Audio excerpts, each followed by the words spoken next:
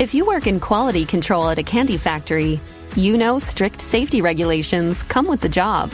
It's why you partner with Grainger. Grainger helps you find the high-quality and compliant products your business needs to inspect, detect, and help correct issues. And the sweetest part is, everyone gets a product that's as safe to eat as it is delicious. Call 1-800-GRAINGER, click Grainger.com, or just stop by. Grainger, for the ones who get it done. Hollywood, California, Monday, June 28th. The Lux Radio Theater presents Walter Winchell and Josephine Hutchinson in The Front Page with James Gleason.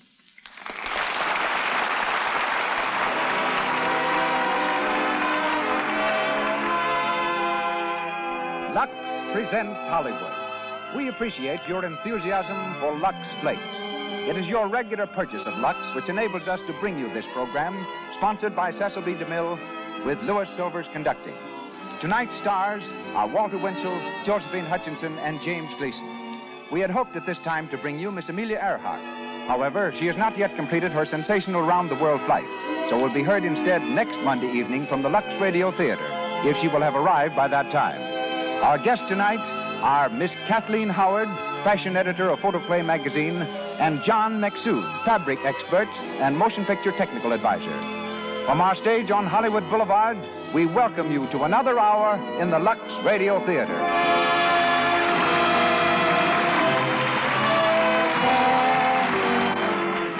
Before we start our play, I'd like you to hear a letter we received from Miss Miriam Kint, who lives in Easton, Pennsylvania. Here's what she says. I can never thank you enough for your fine products and your equally fine entertainment. I'd miss both of them very much if I ever had to do without them. I never get tired of them. I'm a radio fan, a movie fan, and a Lux fan. I couldn't keep house without it.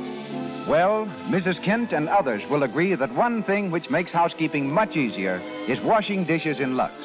Lux Flakes dissolve instantly into rich, creamy suds, which mean easier dishwashing and softer, prettier hands. And no wonder, for Lux is free from harmful alkali that roughens and cracks your skin. Lux for all your dishwashing costs only a trifle a day. And now, Mr. Cecil B. DeMille.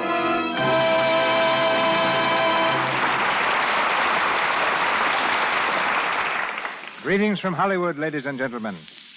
His mother named him Walter Winchell, but they call him the man who owns Broadway, the Burbank of the printed page. He made a halo of an orchid and turned a scallion from a vegetable to a stinging rebuke. He's the most original, most highly paid, most copied, and most widely known among reporters. When at a loss for words, Walter simply makes up new ones. To him, people don't get married, they middle aisle. They don't talk on the radio, they radiorate. They're not glamorous picture personalities, but cinema actors. He's found that news walks at night, so he chases it in a car with a radio and a police siren. He's left-handed and does not carry a gun.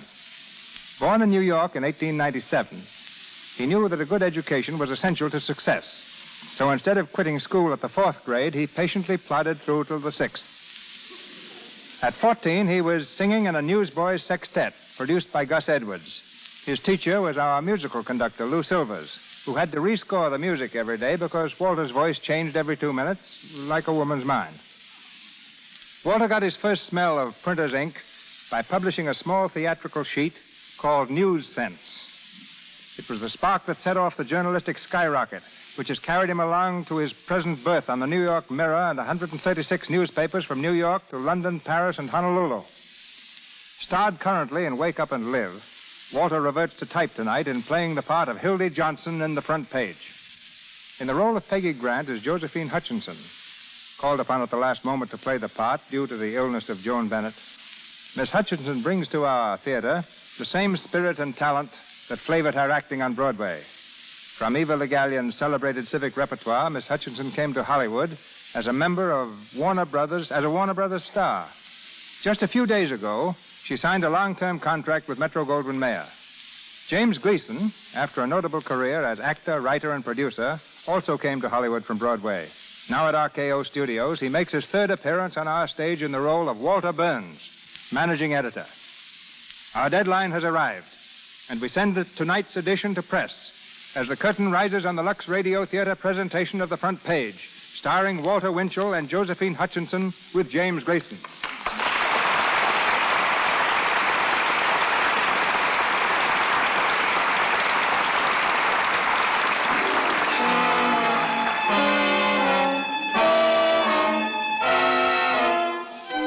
A newspaper office in the city of Chicago. At his desk in the inner sanctum, Walter Burns, the managing editor, talks to one of his staff on a telephone. He's just received a disquieting bit of news, and he pounds the desk violently, sending a shower of papers onto the floor. Don't give me that. He can't quit. When did he walk out? Why didn't you stop him? Well, you're a help. Well, stop him now. I don't care if he's getting married to the Empress of China. Hildy Johnson works for this sheet and is going to keep on working for it. Listen, Duffy, there's a hanging scheduled for tomorrow morning at 7 o'clock. They're hanging Earl Williams at the Cook County Jail. Hildy Johnson has got to cover that hanging for us. And if he doesn't, by heaven, I'll hang you. Now get to work. Find out where he is. Stop the wedding ceremony. Do anything you want. But get Hildy Johnson or I'll kick you from here to Michigan Boulevard and back again. Yes, yeah, and I said if Fein's asked for me, tell him to go dunk his head in the lake. I'm finished, through, and then I walked out. Oh, Hildy, you really quit. I promised I would, didn't I? Yes, darling, but it's almost too good to be true. Hildy Johnson, ex-newspaper man. That's me, honey. From now on, I'm going to eat my dinners at home. Then afterwards, I'm going to curl up on the radiator with a good book. I'm going to let the other guys hustle for the news. I'll be reading it, and it better be good. Boy, what a life. Oh, Hildy. We will be happy, won't we? We can't miss, honey. We'll be married in New York, darling, just as soon as we get there. Can't be too soon for me. Geez, I almost forgot. Hey, driver. Yeah? Stop at the criminal courts building, Cook County Jail. Okay. Hildy, what for? I gotta say goodbye to the boys, honey. What boys? The so-called gentlemen of the press. They'll all be up there covering the hanging and wishing they were home in bed. I gotta give them the horse laugh. But Hildy was supposed to be at Cousin Emma's at 7 sharp, and the train leaves at 11:15. It's all right, baby. Don't you worry about me. You run along to Emma's. I'll be up right away. Hildy, you'll never get away from them. When you get talking with those friends of yours, Emma will be furious if you don't get there, and so'll Mother. Listen, Peggy, I know what this means to you. You don't think I'd let you down at a time like this, do you? I'll be up at Cousin Emma's before she drags out the cake. And what's more, I'll eat it, too. But I gotta see the boys, Peggy. You understand, don't you? I may never see them again. I hope. Well, all right, but... Atta girl. Give us a kiss. Hildy. Come on, driver. Get going in there. Deal me out. I was ahead a minute ago. All right. Hello? Press room. Hildy Johnson? No, he ain't here. I said he ain't here. Okay. Hey, who was that, Wilson? Burns again, trying to reach Hildy Johnson. Hello, give me Sheridan 2000. Hey, Murphy, what is the idea? Is that the only telephone in the place? The only one with a mouthpiece on it. How many times have I got to tell you fellows to leave my phone alone? If you've got to talk through a mouthpiece, go buy one like I did. Shut up. Give me Sheridan 2000. I won't shut up. I'm trying to keep this phone clean of germs. Hey, Bensinger, what is this? A hospital or something? Oh, look now, at come this on, run drawer. those Look cards, at will it. you? Who put that pie in there? I did, but don't eat it, Bensinger. It's rotten. I don't intend to eat it, but I don't intend to let you fellows use my desk as a garbage can. It's too big a desk anyhow. Takes up too much room. Okay. LaSalle, 3400. Hey, Bensinger, did you see the sheriff? Oh, why don't you get your own news? All right. You understand? Hello, Jake. This is Bensinger. Yes, here's a new lead on the Earl Williams hanging. Yes, I just saw the sheriff, yes. He won't move the hanging up a minute. I don't care who he promised. All right, I'll talk to him again, but it's no use. The execution is set for 7 o'clock in the morning. And get this, the condemned man ate a hearty dinner. Yes, mock turtle soup, chicken pot pie, hash brown potatoes, combination salad, and pie a la mode. Make mine the same. No, I don't know what kind of pie. Hello, What? Now this is listen. Wilson. Give me a rewrite, I man. said I don't know what kind of Ready, pie. Charlie? I don't know. Get this. Very hot stuff. Yes? The doomed man ate a hearty dinner as follows. Noodle soup, roasted beef, chicken potato, cranberry sauce, and pie a la mud. Yeah. Peach pie. Peach pie. It's a scoop pie. Yes. Peach pie. Oh, shut up, will you? Oh, all right, Jake. Yes. Oh, yes, and one thing more. Dr. Max J. Egelhofer. Yes, Max J. Egelhofer from Vienna. Well, he's going to examine Williams to see if he's sane. No, I don't know when. In an hour or so, I'll let you know. Hold it, Charlie. I just seen the sheriff again. They're going to look for screws in Williams' dome. Yeah, psychologist. Dr. Egelhofer. Wait a minute. Hey, Benzinger, how do you spell that doctor's name? Oh, go and find out. All right, sourpuss. I don't know, Charlie. Spell it any way you want. Get over there as quick as you can, will you? Hello, you lazy tramp. Hello, Hildy. How are you? Hildy, we heard you quit. Sure, I quit. Hey, will you look at this guy? Look, Yum, he's wearing yum. a case. Kiss me, Hildy. Let go, now let go. He's even got a shave and a haircut. Hey, Hildy, it's Walter Burns on the phone. Tell that phony he knows where he can go. Will you do me a favor and talk to him? He's called you 9 million times. What's the matter? Scared of him, Hildy? Yeah, are you? I'll talk to that maniac with pleasure. Give me the phone. Hello, Mr. Burns. What's that, Mr. Burns? Why, your language is shocking, Mr. Burns. Now listen, you big baboon. Get a pencil and paper and take this down. And get it straight, because this is important. It's the Hildy Johnson case. Yeah, the Hildy Johnson case. The next time I see you, I'm going to walk right up to you and hammer on that monkey skull of yours until it rings like a Chinese gong. Oh, boy. That's telling it. No, I ain't going to cover any hanging. I wouldn't cover it for you if they held it in the middle of Clark Street. Never mind the oil, Jocko. It won't do you any good this time, because I'm going to New York, and I'm going to get married. And if you know what's good for you, you'll stay west of Gary, Indiana. A Johnson never forgets. And that, boys, is what they call telling the managing editor. Goodbye forever. Goodbye. Oh, shut up. What'd you quit for, Hildy? Yeah, we hear you're going to get married. I'm getting married, all right. See these? 3 tickets to New York. What do you mean, 3? Me and my girl and her old lady. Kind of sudden, ain't it? What do you want to get married for? Maybe he's in love. love. He's in love. Hey, when's the wedding, Hildy? It's in New York, so you guys ain't going to have any fun with it. None of them fake warrants are kidnapping the bride with me. Everybody's getting that New York bug. It's a rube town for mine. I was on a New York paper once. Say, you might as well work in a bank. Which one of them journals are you going to work for? None of them. Who wants to work on a newspaper? What are you going in for, the movies? I am not. Publishing office. 150 smackers a week. Yeah? Here's the contract. I was just waiting to get it down to black and white before I took a powder on Blaine. And his burn sore. That rotten snake brain. The ungrateful ape. Call me a traitor. A traitor. After 10 years of sweating my pants off for practically nothing. Traitor to what? What did he or anybody else in the newspaper business ever do for me? Except try to make a bum out of me. Says you can't quit without notice. What does he think I am, a hired girl? Why, one more waiting, I'd have gone over there and busted him right on his Durante. Hey, why didn't you tell a fellow you were going to quit? And have Burns hear about it? I've always wanted to quit. Just like that. I've been planning this for 2 months. Packed up everything yesterday. So did my girl, furniture and everything. You're going to miss a swell hanging, Hildy. Yeah, you can have it. I'm a businessman now. I got a dumb brother went in for business. He's got 7 kids and a mortgage. And belongs to a country club. He never gets worse every year. Just a fathead. Listen to who's talking. Journalists.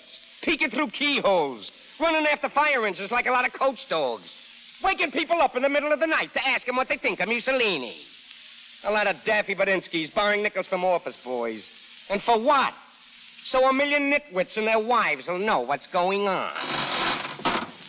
What's that? They're stretching the rope for Earl Williams. Yeah, making it nice and soft. I don't believe that guy ever did shoot that cop. He don't look like he's got enough brains to pull a trigger. Whether he did or not, he's hanging high in the morning. Well, I gotta beat it. So long, you mug. No, you can't read Hold that door, Kruger. You can't do that, Hildy. Now, wait a minute. It's your last night, Hildy. We got to celebrate. Nothing doing. Listen, I gotta go don't over my be a girlfriend. heel. Yes, don't be a heel. I'm not a heel. You are so a heel. Sure, walking out on us and us the losers. What are you talking about? I'm talking about all the dough you lifted around here playing poker. That's right. You got to give us a chance to get it back, Yeah. Are you kidding? You won it, didn't you? Sure, but what's the idea? Then sit down. Don't let him out, Yeah, what are you Kruger. trying to do? Pull a walkout on us after taking our Well, all right, you dirty tramps. I'll play only for a half an hour. Half That's an all. hour, any grand. Only a half an hour, and I hope I trim the Half an pants off you.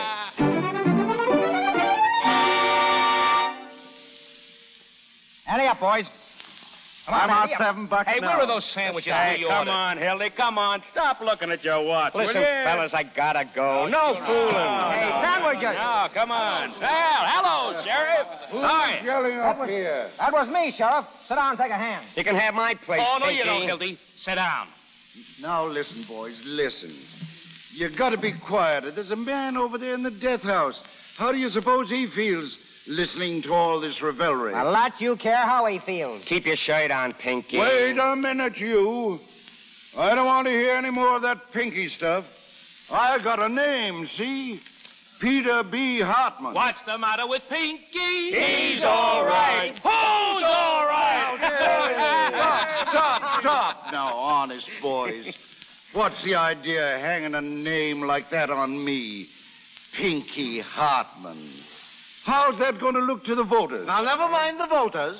What about moving the execution up to 5 o'clock so we can all make the city edition? Yeah, it's a small idea. How about it, Pinky? Come on, be a good guy, will you? No, that's kind of raw.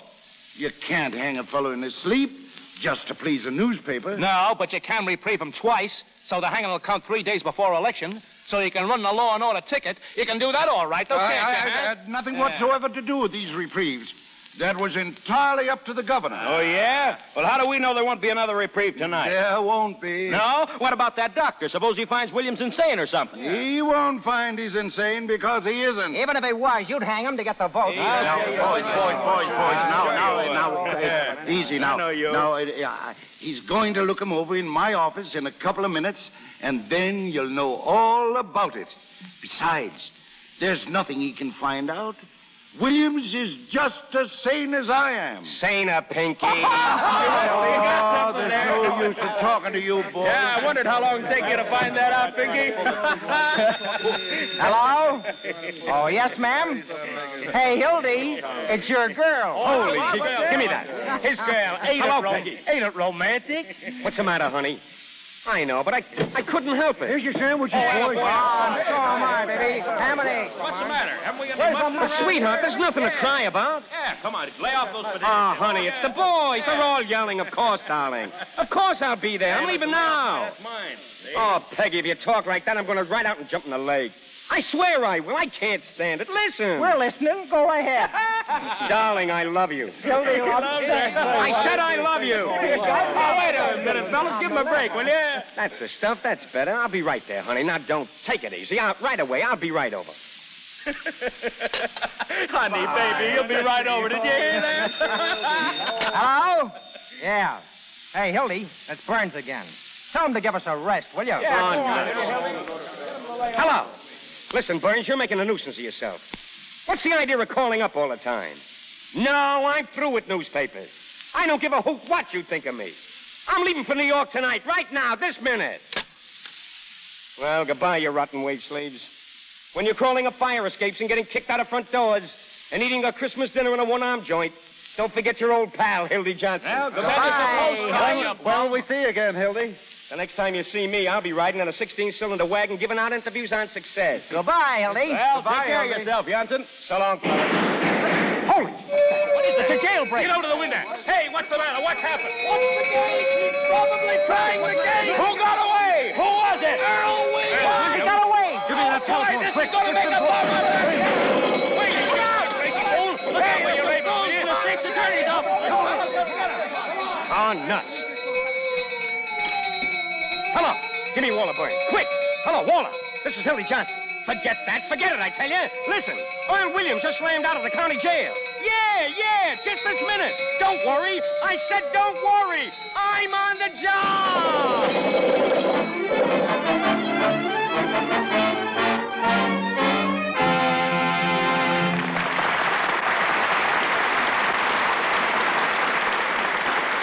We continue with the front page presently. But for the moment, I'd like to take you into the famous Laurel Canyon in Hollywood. There on a vine-covered porch, sitting in a swing hammock, are a boy and a girl, very much in love and trying hard to be practical. Just now, Dick is doing the talking. I wish we could get married soon, Anne. But I don't know how I'm going to buy you dresses like that new one you got on. Why, I bet that cost a week's salary. Darling, this dress isn't new, and it costs practically nothing. Well, it certainly looks expensive. That's because I know how to get things at bargain prices. Yeah. And say, it is swell looking. And I know how to keep them nice, too. I only buy dresses that are Luxable. What do you mean, Luxable? You can keep them nice in Lux, darling. Lux Flakes. Oh. It hardly costs anything to take care of things that way, and they look like new so much longer. Yes, Anne, you're one of the millions of girls who know that Lux brings down the cost of looking smart and well-dressed. This year especially, stores everywhere are showing so many smart, inexpensive clothes that are Luxable. Cottons, silks, and linens, all kinds of summer fabrics, will stay new-looking much longer if you care for them with Lux. These gentle flakes are safe for anything that's safe in water alone. Lux cuts down expensive upkeep and makes your things look like new all season long. Once again, Mr. DeMille. We continue with the front page, starring Walter Winchell and Josephine Hutchinson with James Gleason.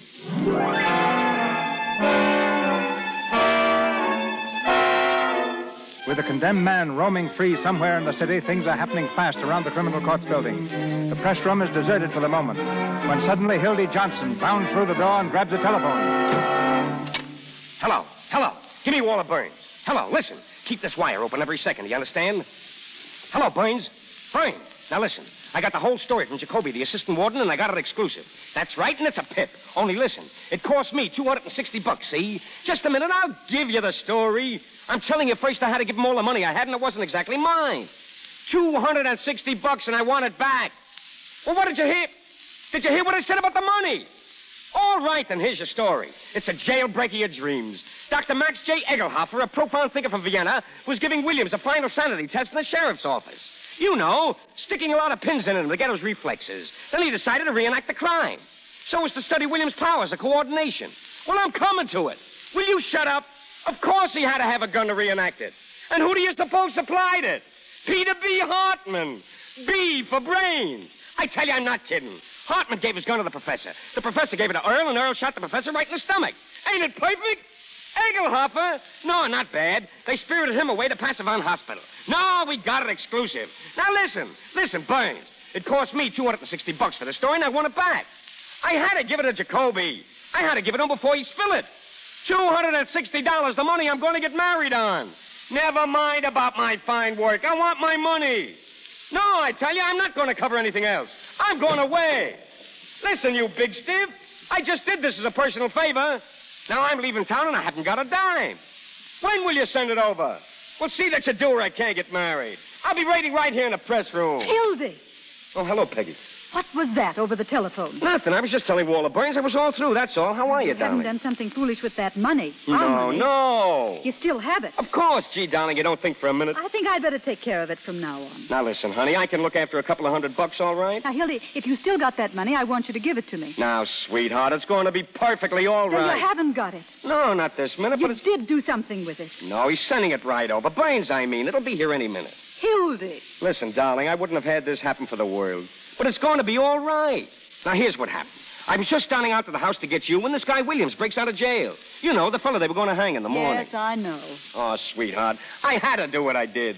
I had to give him the money so he wouldn't give the story to anybody else. Jacoby, I mean. That's the assistant warden. I got the story exclusive. The biggest scoop in years. Do you know how long Mother and I waited out there at the house? Oh, Peggy, listen, you ain't going to be mad at me for this. I couldn't help it. You'd have done the same thing yourself.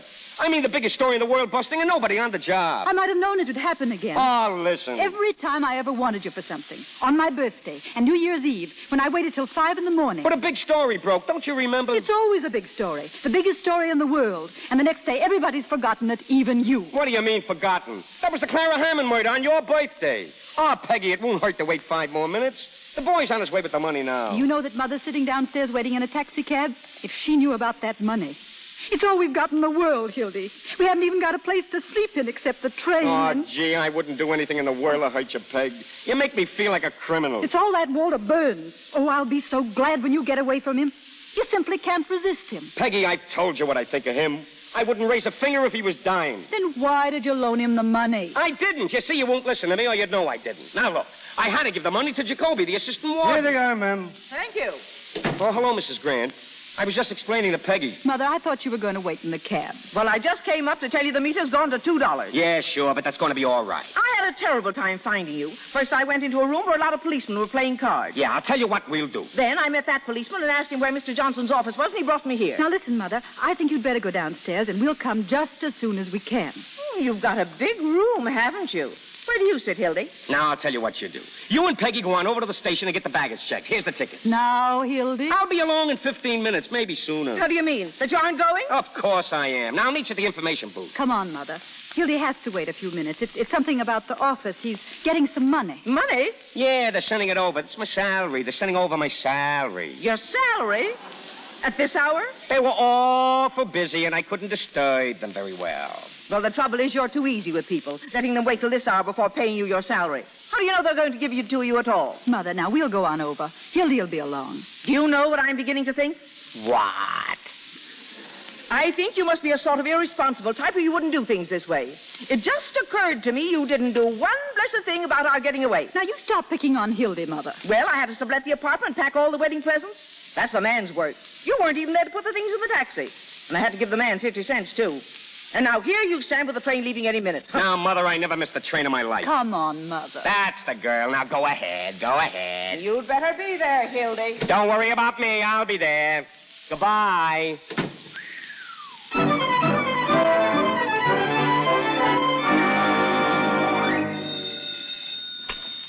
Sheriff's office. Hartman speaking. What? Yes, where? Well, surround him. Put 100 men around the house. And if he gets away, I'll break every cop on the force. Well, Sheriff? There's Spotted Earl Williams. He's in a boarding house over in Clark Street. That's a break. Those newspapers would hound the tails off of us if he ever got away. Listen, Jacoby, he ain't going to get away. This thing means votes. And I'm going to hang Earl Williams if it's the last thing I do. Oh, Sheriff. Who are you? My name's Pincus. I got a paper here for you. It's from the governor. What's from the governor? The reprieve for Earl Williams. For who? Earl Williams, the reprieve. Wait a minute. Is this a joke or something? Huh? It's a mistake. There must be a mistake. Look at this, Jacoby. Insane, he says. He knows darn well that Earl Williams ain't insane. This reprieve is pure politics. It's an attempt to ruin us. What can you do? I only brought it over. You can't blame it. No, wait a minute. Listen, Mr. Pincus. You didn't bring this over. You couldn't find me. I never saw the reprieve. Huh? But you got it in your hands, right? Well, for 150 miles. Now, you shut up and listen. How much money do you make now? $20 a week. And car fare. For 150 a month, you could forget this reprieve business, couldn't you? You could say you couldn't find me, couldn't you? But I did find you. Oh, ye God. Look. Here. Take this reprieve away. Go away. Don't come back until tomorrow morning at 9 o'clock and keep your mouth shut. I'll settle everything with you tomorrow. Well, all right. That's the boy. Now, go on. It sounds awful funny to me, though. You're taking a big chance, Sheriff. Oh, chance, don't I know it? Don't you think I realize... Hey, Sheriff! What do you want, Johnson? Did Walter Boyne send anybody here with some dough for me? No, he didn't. All right, Pinky, don't get sore. I hear you surrounded Williams. Yes, we have. Nice work, Pinky. I bet you'll let him go so he could vote on Tuesday. Get out of here. If anyone comes for me, I'll be in the press room. Hello, Duffy. Hello, Duff. This is Hildy. Listen, where's Burns? Where did he go? Well, listen, Duffy, I'm waiting here for the boy to bring over my money. The $260 he owes me. Yeah, in the press room. He told me the boy was on his way. What are you laughing about? Listen, Duffy, has that maniac started that money over or not? No, I ain't got time to come over to the office. I missed the train. Oh, shut up, Duffy. Listen, will you? Wait a minute. Who's at that window? Who's out there? I'll call you back, Duffy.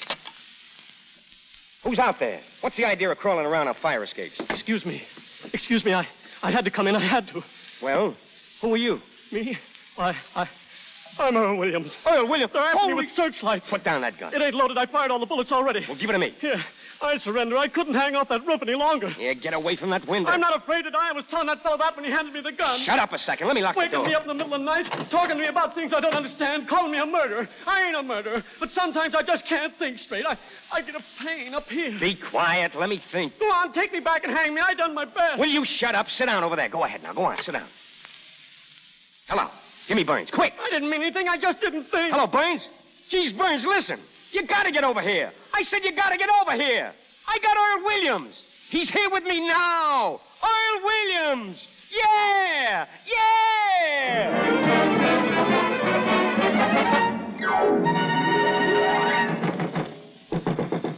Who is it? Open up. It's me, Burns.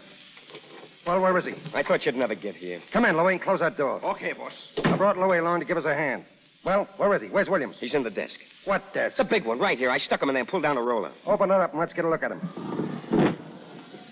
Hello, Williams. Let me out of here. I can't stand it. Please let me out. Keep quiet, you mug. You're sitting pretty.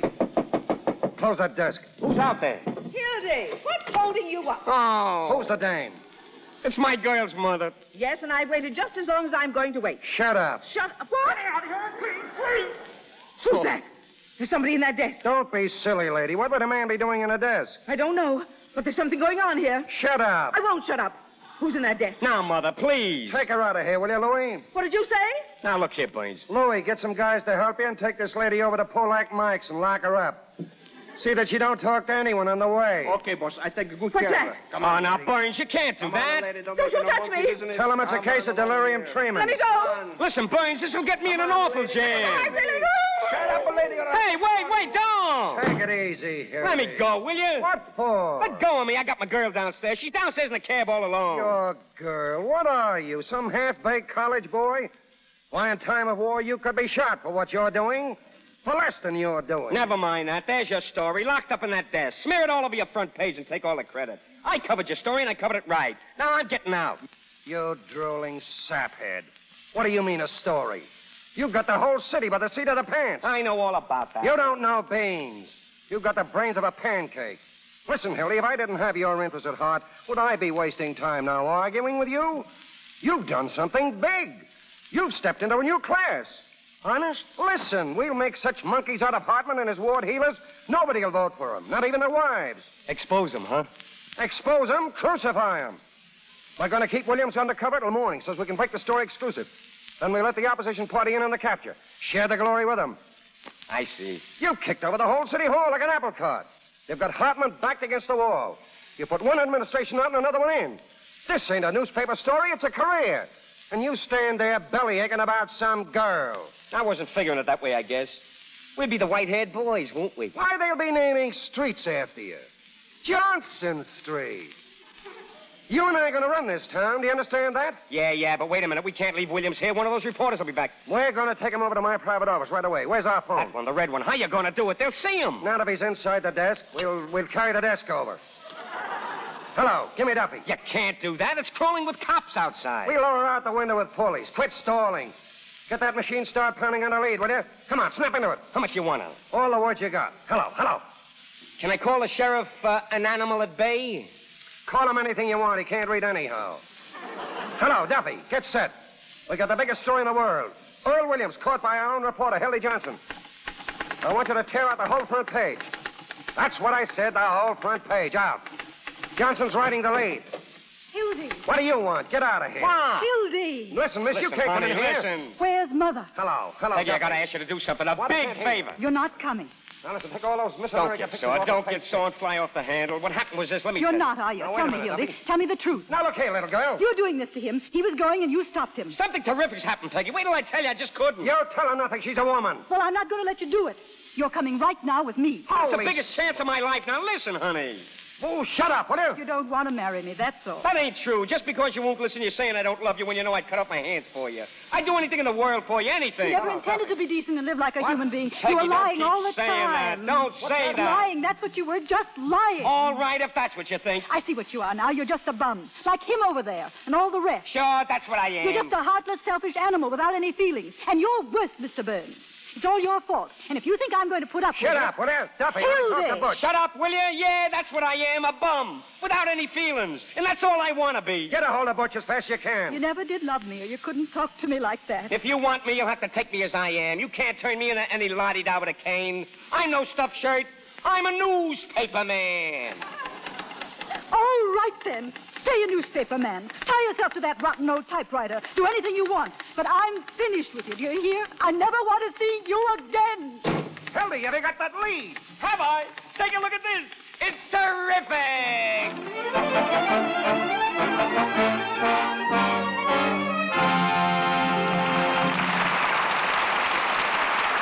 We pause for station identification.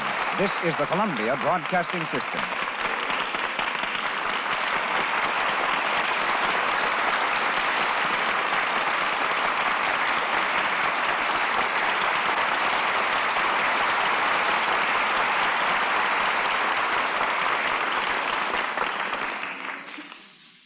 We leave the front page for a moment and turn to the motion picture section.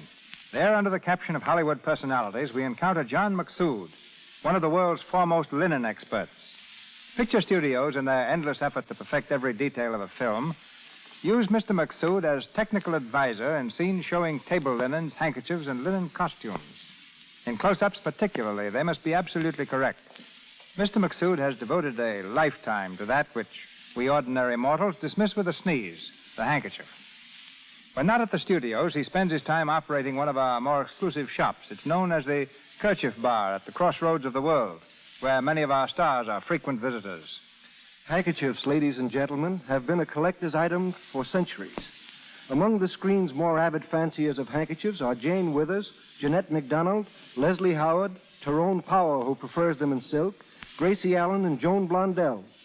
George Raft may be tough on the screen, but he goes in for handkerchiefs with his name embroidered in petty point. Which isn't so strange when we consider that even Napoleon took time off between battles to collect about 3,000 handkerchiefs made of lace. Napoleon probably started the handkerchief vogue of the early 19th century. Every well-dressed lady carried a fine lace handkerchief, but it was never employed for practical purposes. She used her petticoat instead. Today, of course, we use handkerchiefs both for blowing and showing. In my shop, I have 12,000 different patterns and handkerchiefs for which people pay as high as $750 apiece. To pay that much for a handkerchief, a fellow must keep his nose to the grindstone. Then take a less expensive one, the kind, for instance, that sells for $100. That's 12 inches of the finest hand-spun, lustrous linen. It comes from Ireland, France, or Belgium. From there, it goes on a long journey through the Suez Canal to China for expert handwork. It's hem-stitched in southern China and is sent to my headquarters in Shanghai. From there, it goes to northern China for embroidery and back again to Shanghai for the finishing process. Before this takes place, a year and 3 months of hand labor have gone into that handkerchief. Back in Shanghai at my headquarters, it gets 7 baths. 3 are in a secret solution which removes all stains. 3 more are in rainwater. And the final bath is in Lux Flakes. Why Lux in particular? Well, there are very good reasons. In the first place, fine linen should be washed only in the most gentle of soaps, free of alkali, and that require no rubbing which might spread the weed. The second reason is that Lux Flakes restores to linen its original creamy whiteness and luster. Only after its bath in Lux is the handkerchief brought to the United States. By this time, it has traveled about 17,000 miles. Many of the least costly handkerchiefs, those that come few for $1, travel just as far. While a handkerchief is considered a necessity in civilized society, I believe that the savage bushmen of Australia were the first to use them. Their handkerchiefs were large leaves. That's correct, Mr. DeMille. Then came the Romans, who wore plain linen handkerchiefs around their necks as a symbol of social distinction. Today, in Ireland, many girls, when they go to bed, put a linen handkerchief under the pillow, believing it would work wonders in getting them husbands. And also, at the present time in China, if you embroider a handkerchief with a certain type of stitch, you'll go to prison. They call it the forbidden stitch. So intricate that many people who attempted it went blind.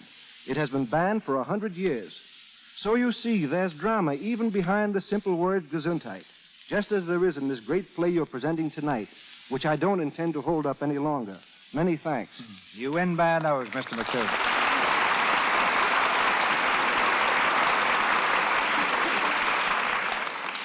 Back again to Walter Winchell, Josephine Hutchinson, and James Gleason in The Front Page.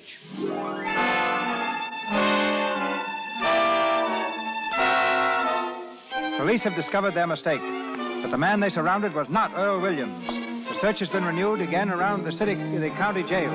In the press room, Walter Burns and Hildy work furiously against time to spirit away their prisoner concealed in the roll-top desk. Burns is on the phone again. Hello. Hello, Duffy. Where have you been? Stick in this phone. Listen, did you impress it on Butch to take a taxi? That every minute counts? Who's he bringing with him? What do you mean you don't know? But you told Butch it was life and death, huh? All right, stick on the wire. Butch is on his way, Hildy. He's going to help us move the desk. All we got to do is hold out for 15 minutes. The boys will be back. They'll be coming in here to phone. Hey, Williams, you all right in there? Knock on the desk. Listen, Williams, I'm going to knock 3 times. That's our signal, see? Get it? Answer with 3 knocks if you're okay. That's the boy. 3 knocks is me. Don't forget. Got enough air? Good boy.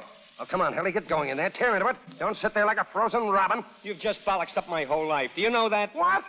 She was the most wonderful girl I'll ever know. She had spirit, brains, looks, everything. Who in blazes are you talking about? My girl, who do you think? What are you going to do, start mumbling about your girl now? You've got a story to write. I practically threw her out. Like she was a You acted like a man for the first time in your life. Now don't start crawling now. I'll never love anybody else again. They don't come like that twice in a guy's life. You'll sleep it off. Now listen, Hildy, I got enough on my mind. When she was sick in the hospital and you sent me on that wild goose chase all over Kentucky for 3 weeks, she never even complained. Oh, sick in the hospital? She was. She nearly died. I see. She didn't complain, but she just nearly died, that's all. I would have been on the train now. I would have been almost a Gary. Listen, Hildy. You've had a good rest. Now get back on the story. Who is it? It's the new boss, Louis. Louis, what's he doing back here? Hello, boss. Well, what's the matter with you? Where'd you get that black eye? Where's the old lady? What'd you do with her? What happened? You been in a fight? Oh, down the Winterworth Avenue. We were going 65 miles an hour. You know what I mean, boss. Take the mush out of your mouth. Where's the old lady? I'm telling you, we were on a smack into police patrol. You know what I mean. We broke him in half. Was she hurt? Where is she? Tell me. I'm telling you, can you imagine bumping into a load of cops? They come rolling out like oranges. What did you do with her? What became of her? I'm asking you. Oh, search me. When I come to, I was running down 35th Street. Get me? Oh, you screwball. I give you an old lady to take someone, you hand her over to the cops. What do you mean I hand her? The patrol wagon, she was on the wrong side of the street. She's probably squawking her head off at some police station. Now everything is fine. Well, I don't think she's talking very much. You know what I mean? You mean she was killed? Well, I ain't sure, but there's a good chance. Oh, my God, dead! That finishes me! Listen, Hildy. That's fate. What will be, will be. What am I going to say to Peggy? What'll I tell her? You're never going to see her again. Snap out of it. Would you rather have the old dame dragging the whole police force in here? I killed her. I did it. How can I ever face her? Listen, Hildy, if it was my own mother, I'd carry on. You know I would. Shut up, you murdering no good. No matter how I felt, if my heart was breaking, I'd carry on. For the paper. Where was it, Louis? I'll go out. You stay here. Let me alone. Right when I'm surrounded with my back against the wall, you ain't going to lie down on me. I'm going to lay down on you and step in your face, you murderer. Scared, huh? Yellow running out of your collar. I don't care what you think. I'm going to find my girl's mother. Who's that? What's going on in there? The sheriff and the rest of the boys. Now we're in a sweet spot. Spot or no spot, I'm leaving. Don't open the door. There he is, Sheriff. That's the guy. Don't let him get away, Sheriff. Just a minute, Johnson. Let me alone. Come on, get away, Sheriff. Take your paws off me. Hold him, boys. Hey, Sheriff, what do you think you're doing breaking in here like this? You can't bluff me, Burns. I don't care who you are or what your paper you're editor of. Let me go, fellas. Something happened to my girl's mother. Hang on to him. What's the idea? I'll tell you what the idea is. One of the prisoners was looking out of the jail window about an hour ago, and he saw a man come down the fire escape and into this window.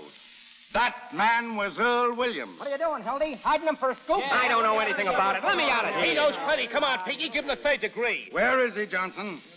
Where you got him? You're barking up the wrong tree, Hartman. I'll give you 3 minutes to tell me where he is. Come on, Johnson. Where is he? All right. He went over to the hospital to call on Professor Egelhopper. What? Yeah, with a bag of marshmallows. In here, madam. This is the place. Mother!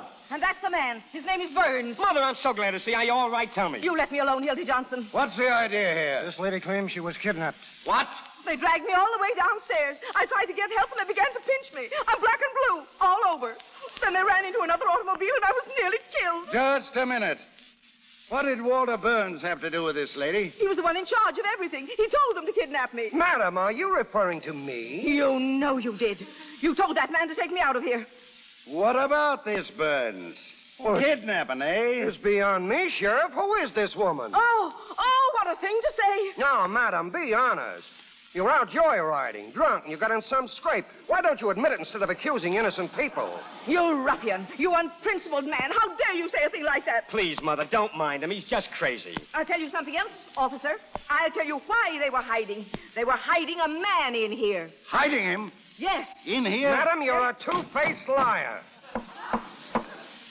Hey, holy... What was that? There's someone in that desk. Yeah, someone knocked back. On the desk. Someone knocked back. Sure. Yeah. Yes. Stand back, you man. Come out here, Williams. Come out, do you hear? We've got you covered. Open that desk, Jacoby. All right. You got me. Now go ahead. Choke me. Grab him. Grab him. Take him down to the jail.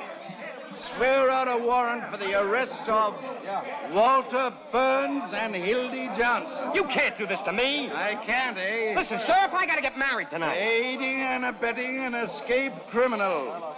Johnson, You'll be lucky if you can get married in the next 20 years.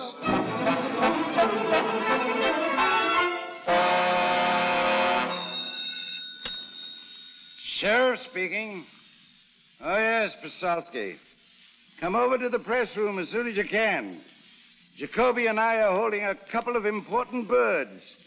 I want you to take their confessions. You'll live to regret this, Pinky Hartman. If he lives at all. Hear that, Jacoby? We're whistling in the dark, Chief. You're through, Burns. Yeah? The last man that told me that was Barney Schmidt, a week before he jumped out of the window. Is that so? Yeah. And when that doctor sued us, remember? False arrest. Oh, yes. Dr. J.B. Godolphin. Dr. Godolphin sued us for $100,000. It seems we called him a quack. Well, the day of the trial came, and the doctor was on his way to court. With all his lawyers and medical witnesses. Drowned, by heaven. Drowned in the river with their automobile, their affidavits, and their law books. And I've got the same feeling right now I had that 5 minutes before the accident. Your luck ain't with you now, Burns. Hello, Sheriff. It's Pincus. Here's your reprieve. Get out of here. You can't bribe me. Get out of here, you. I won't. Here's your reprieve. What's that? Who is this man? Throw him out. Come here, you. Who was bribing you? And they wouldn't take it. Oh, you're insane. What did I tell you? An unseen power. What's your name? Irving Pincus. It's a frame-up. That's what it is. A frame-up. He's an imposter. Murder, huh, Sheriff? Hanging an innocent man to win an election. That's a lie. I never saw him before in my life. When did you deliver this reprieve, Pincus? Who did you talk to? Tonight they started writing bribing me. Who's they? The sheriff and Jacoby. But that's absurd on the face of it, Mr. Burns. Oh, he's talking like a child. Just a minute. All right, Mr. Pincus. Let's have your story. Well, I've been married for 19 years. Skip all that. Skip that. Wait. Jacoby, take those handcuffs off the boys. That wasn't at all necessary. Well, I was just going to. Well, I can't tell you how badly I feel about this, Burns. There was no excuse for Jacoby flying off the handle and putting you under arrest. Well, I was only doing my duty. There wasn't anything personal intended. Listen, you guys had better quit politics and take in washing. Jacoby, this document is authentic. Earl Williams, thank heaven, has been reprieved. And the Commonwealth of Chicago has been spared the painful necessity of shedding blood. Go on, you chiseling heel. You'd hang your own mother to win an election. Hildy. Peggy, oh, Peggy, darling. Hildy, what's the matter? What are they going to do? Mother said... Peggy, don't bore me out now. Nobody's going to do anything to anybody. Why, of course not. My good friend Walter Burns and I understand each other perfectly. I trust. Sure. Everything's okay, Sheriff. Thank you, Mr. Burns. Thank you. Come on, Jacoby. Come on, Pincus. We've got to deliver that reprieve. Wait till those two birds read the paper tomorrow. Hildy, tell me what I want you to do. What? I want you to get this guy Pincus over to the office tomorrow. Nothing doing, Waller. I'm all washed up. I mean it this time. Hildy, if I only thought you did. Listen, Peggy, I'm telling you the absolute truth. I'm going to New York with you tonight, if you give me this last chance.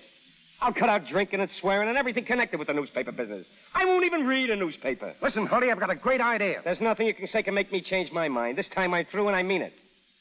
I know I don't deserve you, Peg. I've done everything in the world to prove that, I guess. Oh, Hildy, please, now don't say things like that. I've got a rotten nerve to ask you to marry me. I'm a prize package, all right. But if you'll take me, here I am. Darling, don't talk that way. I just want you the way you are. Peggy. Oh, Hildy, I didn't notice anything like this. Why don't you say something?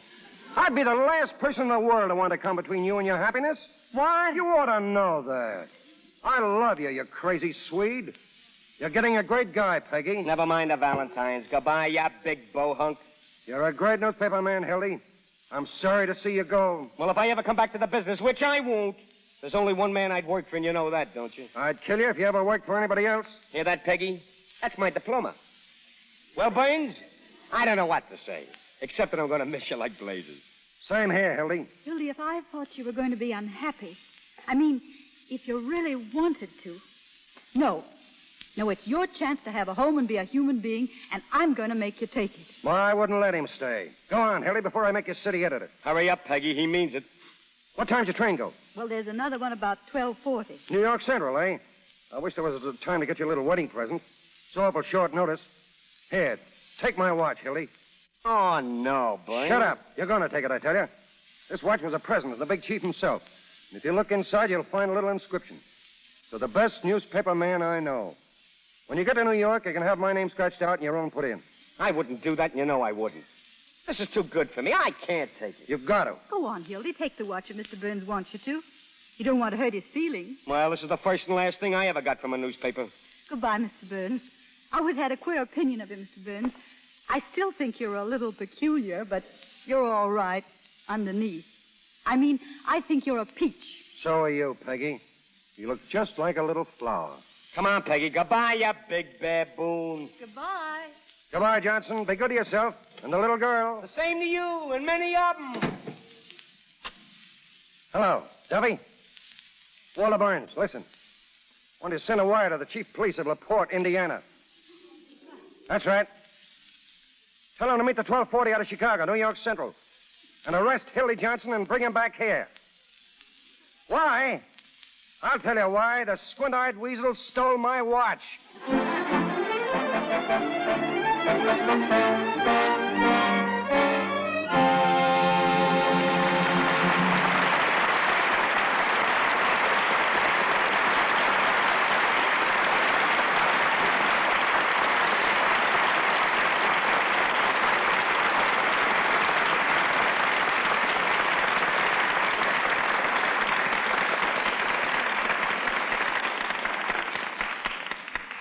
And so we complete the last page of the front page and devote the next few moments to a meeting with Kathleen Howard, editor and actress.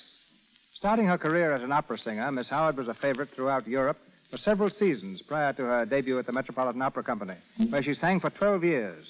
Turning author, she contributed to many national magazines, became fashion editor of Harper's Bazaar and president of the Fashion Group. A desire to act brought her to Hollywood, where she played opposite W.C. Fields in 3 pictures. Much of her time, however, is spent as fashion editor of Photoplay magazine. And in this capacity, she comes to us now. Ladies and gentlemen, Miss Kathleen Howard.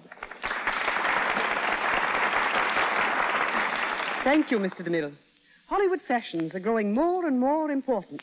Almost every week, some prominent visitor from the East comes out to investigate them. Most of them are kind enough to come and chat with me. They are all struck with one thing, the thousands of costumes that make up the wardrobe departments of our leading studios. Many of these costumes, I tell them, are not new. Some of them may be 2 or 3 years old, but they look like new because, as most of the world knows, Hollywood takes care of its wardrobe with Lux Flakes. Lux means light, according to the Latin, and the wardrobes of our famous studios are certainly alight with cleanliness. An odd fact is that when I go to the homes of the stars to ask them to pose for me in their private wardrobes for my color page, they frequently tell me that they haven't any clothes. At first, I thought this was just a polite way of saying, "Oh, don't bother me just now, Miss Howard." But I found out that it's often literally true, and it's so understandable. You see, when you're on a picture, you fuss and fuss all day about your hair and your makeup and your clothes. And when you have a few precious days of leisure, you revel in tossing all that overboard, in becoming an ordinary individual in the adored privacy of your own home. What's your answer, Miss Howard, to the ancient question? Do women dress for men or for other women? I think women dress for men and against women. That is, they dress to please men and to disarm the criticism of other women.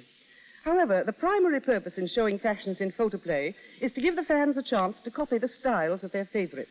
In doing this, it is advisable for girls to find out first what type of screen star they resemble. Long ago, I divided girl types of beauty into 2 basic categories, the kitten and the fox. The kitten type, roughly speaking, if one may speak roughly of these charming girls, is represented by Janet Gaynor and Claudette Colbert, the short face with a small, piquant nose. The fox type is the longer face with a straight nose, like Joan Crawford or Merle Oberon. The fox type looks best in sophisticated, tailored clothes, while the kitten may do very well indeed by going fluffy and feminine if she wants to, and all will be forgiven. What have you to say about fashions for fall? Oh, just a note of warning. Fashion shows a huge range of choice for the coming fall, with many amusing, whimsical notes stressed. Hats are crazier than ever. Delightful, but crazy. So, unless you have an unlimited budget, the best plan is to go safe, sane, and simple at first, and add the highlights later. If you hear that the low waistline is coming back, don't shudder and think that we're going back to the badly proportioned silhouette of 1926. This time it will be much cleverer, and there's nothing to be afraid of. And now, till we meet again in photoplay, all my thanks. Thank you, Miss Howard.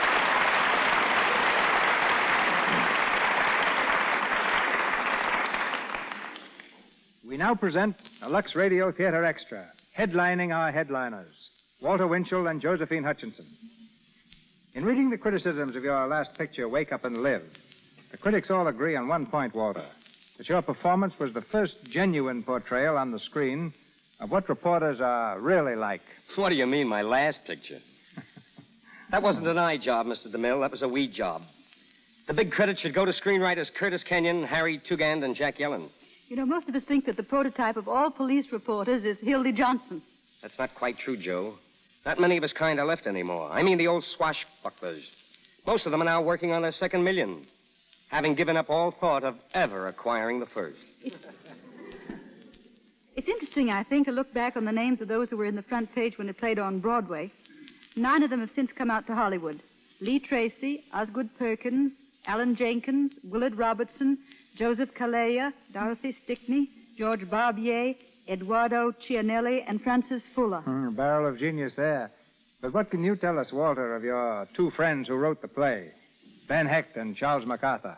Hecht and MacArthur are both ex-Chicago police reporters, Mr. DeMille. They started the front page to belittle the newspaper craft. They found they couldn't do it. To quote them, the front page is a valentine thrown to the past, a ballad full of love. Hecht used to be a roadshow acrobat. He changed his mind and turned violinist. Changed his mind again and became a reporter. He's got a habit of carrying a torch for mankind. Harry Hansen calls him the Pagliacci of the fire escapes. MacArthur, husband of Helen Hayes, is the son of a minister and studied for the pulpit himself. With Hecht, he's written such other hits as 20th Century and several great pictures, including The Scoundrel, the Academy Award winner, which they also produced. An orchid, then, to a couple of the ablest craftsmen of our time. Now, just one more question, Walter, which all Hollywood is anxious to hear the answer. Have you swapped Broadway for Hollywood Boulevard, or are you going back to New York? Of course I'm going back, Josephine, just as soon as I finish the next picture, probably in October. It's called Love and Hisses, with the last 2 syllables dedicated, of course, to Ben Burney. And now to you, James Gleason, and to you, Josephine Hutchinson, thanks for a very fine lesson in acting. Speaking for myself, it's the other way round. And special thanks to you, Mr. DeMille, and the Lux Radio Theater. Let's hope you'll be back here in a flash with a smash.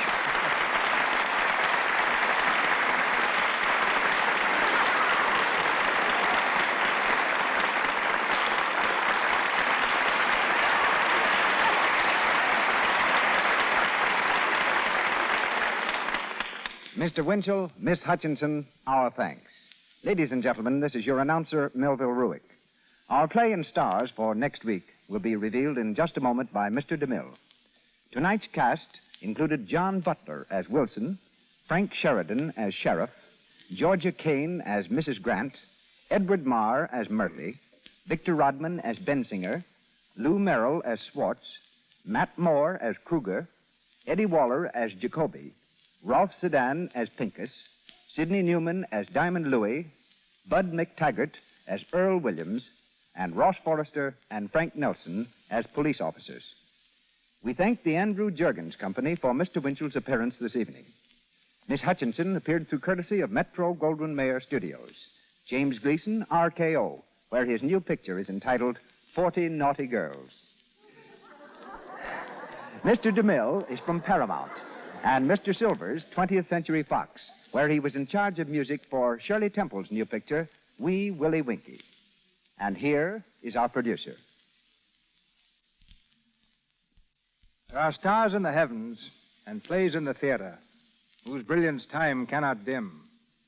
Such a play we present next Monday night. A tender romance made famous by Richard Mansfield.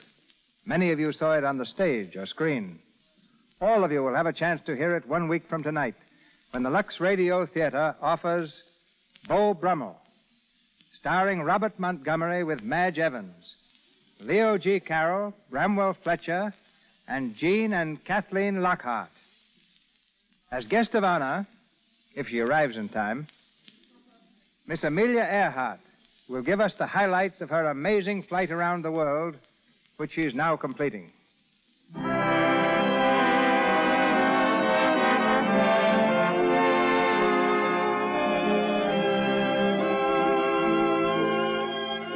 Our sponsors, the makers of Lux Flakes, join me in inviting you to be with us again next Monday night when the Lux Radio Theater presents Robert Montgomery in Beau Brummel with Madge Evans and an all-star Hollywood cast. Our prospective guest, Amelia Earhart. This is Cecil B. DeMille saying good night to you from Hollywood.